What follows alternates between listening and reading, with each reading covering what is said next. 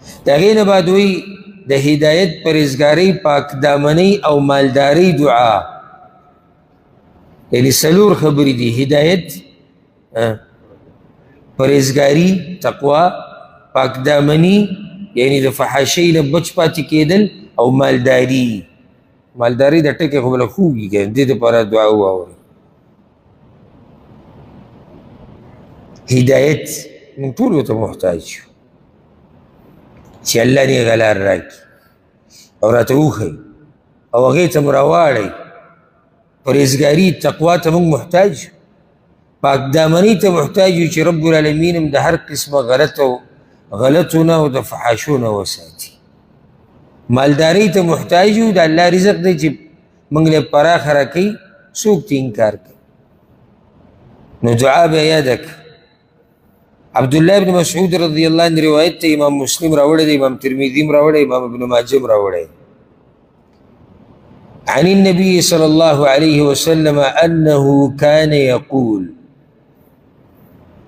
ورسول صلى الله عليه وسلم بدا دعاء الله نغختا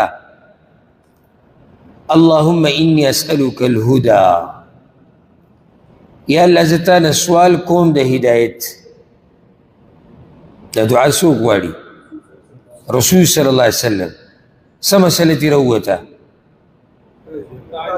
محتاج دی الله ته دویمه هدایت سوال کې عام چاته چې وي د پښتنو کې الله دې ته هدایت ترکي اوس شي ولي اسې دې ولي څه جواب دی دلته لکه اوس ته ما ته وایي چې الله دې تا ته هدایت وکړي اوس ته ته ولي یعنی مطلب زما دا دی چې ولې د الله ماته هدایت وکړي د دې ولې څه جواب دی نو ته به دې سړي ته څه ویلې ته اوس خبره شوه ولې د الله ماته هدایت وکړي او ځکه دا عرب د دوی دا ډېر ښکلی عادت دی بچو ته هم مشرانو ته هم ملګرو ته هم یعنی په خبرو کې په منځ کې لازم دا جمله راځي هداک الله الله یهدیک لازم پکې دا راځي او مخامخ دوی خو په خوشحالۍ ووایي امین امین و ایاک او تعالی دې الله هدایت درکړي تو یو بل ته داسې دعا کوي زمونږ که چا ترې دا ووایي ځاله دې جګړه وکړه که الله یې تا ته هدایت هدایت ته موږ ټول محتاج یو د کوم وخته پورې د مرګه پورې او بیا په آخرت کې هغه بل هدایت ته محتاج یو هدایت لارې خو ته وایي که نه هلته بیا هغه هدایت دی چې الله موږ ته د جنت لار وښیي چې جنت ته لاړ شو نو هر وخت موږ محتاج یو الله ته دا اوس الله پیغمبر دی الله را لېږلی د دې دپاره دی چې د هدایت ته لار خلکو ته وښیي هغه انسان هم د الله نه هدایت غواړي والتقى او یا الله ستانه پرهیزګاري غواړم تقوا درنه غواړم ما کې تقوا را پیدا کا یا الله ما کې تقوا را پیدا کا هر وخت ورسره دا یاد کوي چې دا ګوره هغه انسان دی چې دی د متقیانو امام دی او دی الله ته ما کې تقوا را پیدا کا والعفاف او یا الله پاکدامني راکه عفت راکه عفت او پاکدامني څه ته وایي چې انسان د فحاشیانو نه پاکي بیا عفت دو قسمه دی ښه یاد یې کوي عفت ته خېټې او عفت ته عورت د خېټې عفت دا دی چې ته دې ته چېرته هم حرام ور وانهچي د عورت عفت دا دی چې چېرته یې په حرامو کې او په ناروا ځای کې استعمال نه کړي څه خوږې خوږې دعاګانې دي چې یو سړی ترې محروموي تاوان یې ونه کړو څومره تاوان یې وکړو ځکه تاسو ته دا کتاب ځان سره ساتئ هر وخت ملګری کوي وخت په وخت یو دعا نیمه یادوئ څومره دعاګانې به ته یادې کړي چې ته دا جاري ساتي او بې دغه دعاګانې ته د الله نه غواړې په عاجزۍ سره او الله رب العزت ته یې ورځ قبولې کړي یو ورځ خو به دروازه کولاو کړي که وایي څوک چې دروازې ته ولاړ او ټکی او ټکی یې یو ورځ به کولاو شي. موږ دروازه ټکو نه او چې ټکو نو یو ټک دوه او بیا تلي هغه الله قبوله نه کړه. یاره دا سم داسې د اسمان نه راکوز شوی دی چې دی به غواړي او بس الله به جو تر اسمان نه پاټیم راګوزاري. ته خو لږ ور وټکوه د الله د در لږ ودرېږه لږ ستړی کا لږ محنت وکړه کوشش وکړه ګوره چې الله ربالعزت یې درکوي که نه یې درکوي. نو عفت او دې ته نن سبا ډېر ضرورت دی. الله دې موږ ته نصیب کړي الله دې موږ ته نصیب کړي او الله دې موږ ته نصیب کړي. د خېټې عفت باره کې که خبره وکړو نظر وچورلو ډېر خلک به ویني په حرامو کې پراته دي بلکې هغه دور دی چې صرف مال جمع کول دي که هغه حرام دي که هغه حلال دي. بلکې یو سړی به خپل نسبت دین ته او علم ته کوي په هغو کې هم بعض داسې شتي چې د پیسو ته ځان نشي ټینګولی. دویمه دې نه اخوا به لاسه کېږي چې د الله د دین په نوم تجارت روان دی د الله د دین په نوم تجارت روان دی. سړی ویریږي په سړي به د جسم باندې رګونه ځیږ شي. ما پسې ورځ یو کس راغلی وی په ما باندې یو سعودي کیس کړی دی او بس داسې شوي دی او دغه شوي او فریاد یې شروع کړ. ما فریاد مه کوه د مسلې هله پته لګي چې کله دوه کسان خبره وکړي. سعودي لیونی نه دی چې په تا به یې وچ په وچه کړی نو چې اول د هغه مسله م وګورو بیا به ستا د وګورو نو کیدی شي چې تا سره یې ظلم کړی خو خبره کیدی شي کېده او کیدی شي دا کار یې په حقه کړی. دا خو یو ځای کې نه دي راغلي چې یو طرف ته پښتني بل طرف ته سعودی یو بس دا سعودی به همیشه ظالمي مسله داسې ده. سعودی او عجمې پرېږده یو طرف ته کافر دی بل طرف ته مسلمان دی. مسلمان فریاد وکړو ته بیا هم په ټکه فیصله نشي کولی. که نه خبره مې غلطه وکړه. مسله څه ده پاڼې راوویستې اوږدې اوږدې ده چېرته دغه سعودي ته ویلي دي چې زما په ملک کې قرآنونو ته ضرورت دی. اوس مسلې ته ګورئ څه ته ضرورت دی قرآنو ته. ښکلې خبره هغه د ځوان زوی ورله یو کنټینر قرآنونه اخیستي دي یو کنټینر او دا به چې څومره هلته جوماتونه دي خوا او شا کې او مدرسې ټول له به یې ورکړي. بیا ولې د دې ځینې لیږلي هم دي لیږلو ډېره ګټه خرچوي. ده په ملک کې هغه خرڅ کړي دي.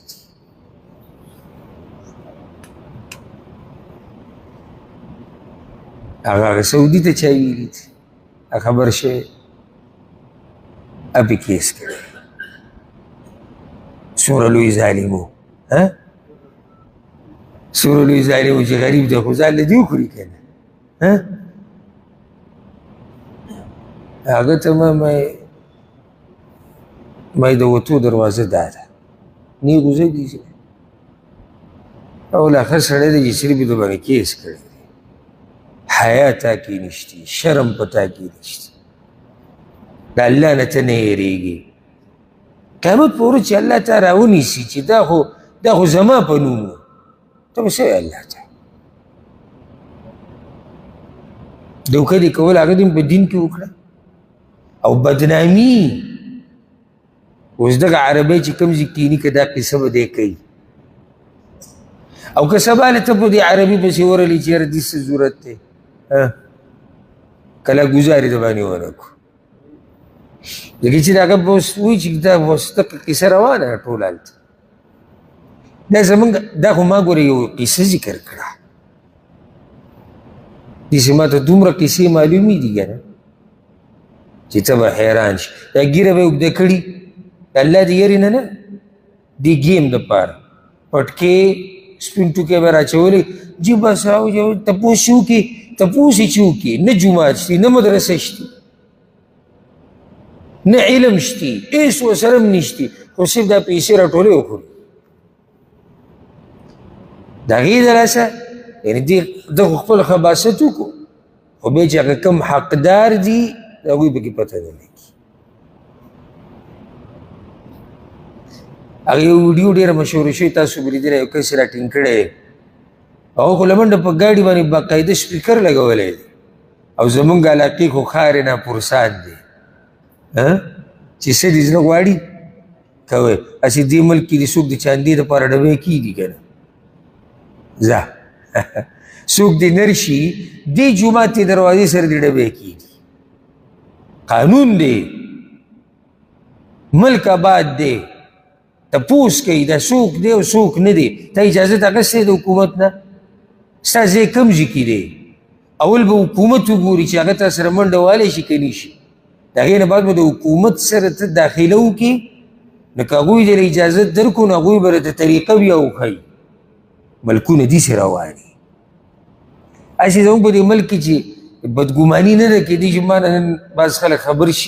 شي چې دا خبرې واوري دا څومره دا ډبي چې پراته په دې لارو کوڅو کې او په دې بازارونو کې چنده برای پلاني مسجد او چنده برای پلاني مسجد دا به ټول رښتیا وي اوس یو موږ پېژنو لکه مثال کې زموږ د علاقې جومات دی پلانې نومې دی او دا هغه جومات دلته دغه پروت دی دا خو موږ پېژنو د خیر یو کار دی زموږ په مخکې روان دی موږ یې پېژنو خو چې ته عام ګرځې او ځای په ځای دا ډبي پراته وي د دې څه حقیقت موږ ته معلوم دی زه دا نه یم چې ټول به دروغجن وي خو دروغجن به پکې وي خامخا به وي نو هغه کس یې رانیولی دی هغه په ګاډي سپیکر هم لګولی دی ښه پټکی ښه مزېدار او ماشومانان ورسره هم دي ته څوک یې وروره موږ جي جومات جوړو زموږ جومات دی هغه خو کې مدرسه هغه د ځوان زوی چې راټینګ کړی دی وایي مدرسه دې کوم ځای کې ده نو دغه طرف ته خو ټوله دنیا ده چې ته لاس داسې ونیسې که نه چې هلته ده هلته خو دې طرف ته خو نیمه دنیا ده کوم ځای یادوي لیږیا ته مولای او ته سورې فاتحه ووایه ته دعای قنوت ووایه سړی پکې ګیر شو ځکه زه تاسو ته یو نصیحت وکړم چې کله داسې قصې وینئ که نه نو علم او علما مه بدناموئ بلکې داسې وایئ وایي د علم په جامه کې یو سړي دوکه کړې ده داسې وایئ لکه ګوره وایي ږیره یې وغله یې وکړه نه داسې ووایه وایي غل ږیره پرېښودې وه غل ږیره پرېښودې وه د ږیرې په غلا کې سویمه ده غل ږیره پرېښودې غل پټکې په سر کړی او د ځان نه یې مولا جوړ کړی اوس خبره صحیح ده اوس صحیح شو خو ته به ټول علما الله والا خصوصا هغه د الله دوستان دي او څومره لوی ګناه کې ما او تا واقع شو که موږ داسې وکړو نو داسې ووایه چې یو سړي پټکی په سر کړی د ځان نه یې مولا جوړ کړی او څه چې کوو دوکه یې ورکولی ها نو په ظلم د پاسې ظلم ته ده وګوره یو ماشوم دوه ورسره هم دي چې دوی کورونو ته لیږي او خلک کښېني چې وایي دا اوس د مدرسې هغه شاګردان دي هغوی نه چې تپوس کړی وي تاسو وایي ده موږ سره خبره کړې ده 100 روپۍ دیاړي ده که 200 روپۍ دیاړي ده ورځ ته زهم شکر دی چې الله په موږ باندې د کاڼو باران نه راوروي د کاڼو باران په سړي والله دا قیسه چې اوري یا کوي په سړي غونه یې زیږ شي د الله په نوم به زه دوکه ورکوم هسې دوکه ورکړه که دوکو سره عادت یې هم ګناه ده موږ دا نه وایو چې حلال دي خو چې د الله دا نوم پکې راشي نو څه حیا نه درځي. د مخکې ورځو کې یو ملګری راغلی زما خواله، ډېر قدرمن ملګری و او هغه د برازیل نه راغلی و ملاقات ته. هغه ما ته وویل هسې د دې ګیرې خبره شوه او د پنسې د ګیټو نه بره ساتل، ما ته وویل په دې کې ډېر لوی عزت دی، خو په دې د بېدینه خلک نه دي پوه. مسلمانانو په ملک کې نشي کولی، موږ د کافرانو په منځ کې کړي دي. نو د دې ګیرې د لاسه په هغه علاقه کې وایي زما یو خاص عزت دی. ځوان هلک نو وایي زموږ سره، اوس دې خبرې ته ګوره، وایي زموږ سره یو کرسچن دی، هغه دې کاروبار کې وایي زما مخې له ډېر ځي راځي، زما انتهایي قدر کوي او ما ته وخت په وخت وایي چې ګوره زه د دې ستا د دې دیندارۍ د لاسه زه په تا ډېر مین یم چې ته دینداره سړی. نو ما هغه سره خبره کوله، ما ورته وایي چې په الله مې دې قسم وي، خبره کې مې ورته څه ووي چې په الله مې دې قسم وي. وایي ما ته یې ووي د برازیلو او کرسچنو، وایي ما ته یې ووي چې زه ګورې ستاسو د رب ډېر قدر کوم، قسم ته څه ضرورت دی؟ د هغه دا نوم هسې ماله صحیح ده، ته رښتینی، ته دروغ قسم نه خورې، خو ضرورت ورته نشته، ما ته ته دروغجن نه دی ویلی. نو د هغه دا نوم دې چې هسې ماله که ضرورت راشي. دا کرسچن وایي چې زه ستاسو د دې رب ډېر عزت کوم، نو ما خو تا ته دروغجن نه دي ویلي، ما خو تا دا نه دي ویلي چې ستا خبره نه منم چې ته ما ته ثابتې قسم خورې. نو هغه ملګری وایي زه دومره خجالته شوم چې بیا مې د ځان سره سوچ کو چې ته وګوره. حالانکه وایي زه کله نه کله سړی هسې وایي خبرو کې زما د به الله قسم. نو هغه وایي چې ګوره د دې رب د نوم قدر کوه. دا اوس کرسچن دې ملګري ته دا مسله و. او یو سړی په اسلام کې پیدا او بیا په تیاره د پاسه تیاره چې خپل نسبت دین ته کوي او هغه د الله د نوم دومره لویه بې حرمتي کوي. نو د خېټې عفت ته ضرورت دی نن سبا، د خېټې عفت ته، ورسره د عورت عفت ته. یاره فحاشي دومره ډېره شوې ده که نه چې زه تاسو ته څه ووایم، عامه شوې ده. د خپلې معاشرې خبره کوو. د انټرنیټ چې بیخ بنیاد د خلکو کم ویستی دی که نه، نو حیران به شي. هغه سپین ږیرو کې به بعض وینې، په زنانو کې به وینې، په هلکانو که به وینې چې هغوی د ځان نه څه جنکۍ جوړې کړي دي. د تېر شوي هفته کې یو ځي ته ورغلمه چې چا سره مې کار و، چې هلته ورغلم، هلته یو ځوان هلک هم ناست و،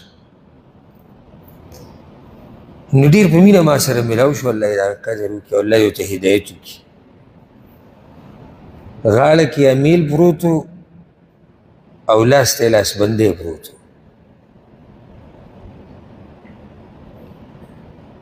هسې ما سوچ کوم ما چې ده ته وکتو چې لکه دی به په څه نیت به یې ګوره دا اچولي. سړی چې څه شی چې زړه کې وي که نه، لکه اوس مثال کې ما دا شماغ، دلته ورته شماغ وایي، خلکو ته رومال وایي، غوتره،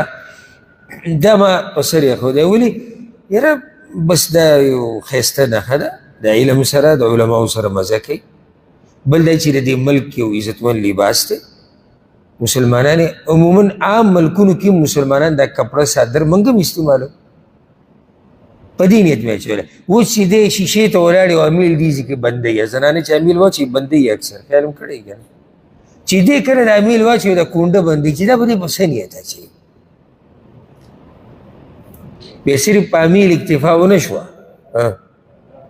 لاسبندی ورسره جدا پروت. نو حالات زمونږ ښه طرف ته نه دي روان. الله دې زمونږ په حال رحم وکړي. الله دې زمونږ دنیا هم ښایسته کړي، الله دې زمونږ دین هم ښایسته کړي، او الله دې زمونږ ټولو مسلمانانو ته عموما او خصوصا زمونږ خلکو ته دې الله ترقي ورکړي په دین او په دنیا کې، او الله دې مونږ ته نیغه لار وښیي، او الله دې مونږ د هغه لارې نه واړی په کومه لار کې چې زموږ تاوان دی. والغنا او د استغنا سوال دنه کومه. دلته ته دوه خبرې هم کولی شي، غنا مالداري هم ده او غنا بې پرواهي ده د مخلوق نه. نو دا خبره پکې دننه راله که نه؟ د مخلوق نه انسان کله بې پروا شي؟ چې کله ول الله نعمتونه ورکړي، یعنی محتاج نه مخلوق ته. ګوره یو دا خبره ده که لازم څه نه څه محتاجي په ژوند کې شته، بلکل کېدی نه شي. خو چې کله موږ دا سوال وکړو که نه چې یا الله موږ د مخلوق د محتاجۍ نه وساته، نو دلته موږ هغه محتاجي وایو هغه انسان چې پکې ذلیله کېږي. یعنې داسې دا مالدار خلک هم محتاج دي. سړی وایي څنګه؟ قرآن کې الله وایي دا رزق ما په تاسو کې تقسیم کړی دی، څوک مالداره دي څوک غریبانان دي چې دا ژوند رواني، نو ټول یو بل ته محتاج دي. سره غریب مالداره ته محتاج دی، مالداره غریب ته محتاج دی. د ژوند په مرحله کې لازم دا مسئلې راځي. خو دا هغه محتاجي نه ده، د ذلت هغه. خو کله په انسان باندې داسې حالات راشي چې دی د مخلوق ته ذلیله شي. اوس د مسافر ملګري چې دلته کوم راغلي دي، رزق ګټل راغلي، نو چا سره چې ته مزدوري کې، چا سره چې ته لګیې، څه نه څه خو هغه ته محتاج یې که نه؟ خو دا ذلت خو نه دی. ته مزدوري کې تا ته ستا حق میلاوي، دا ذلت خو نه شو که. خو کله سړی مخلوق ته داسې محتاج شي چې هغه ذلیله شي، غریب لکه کټ کې پروت دی خوځېدی نه شي، پیسو ته ضرورت دی، د هغې د لاسه سوال کوي څوک وله نه ورکوي. دلته دغه محتاجي مراد ده. پوه شوئ که نه؟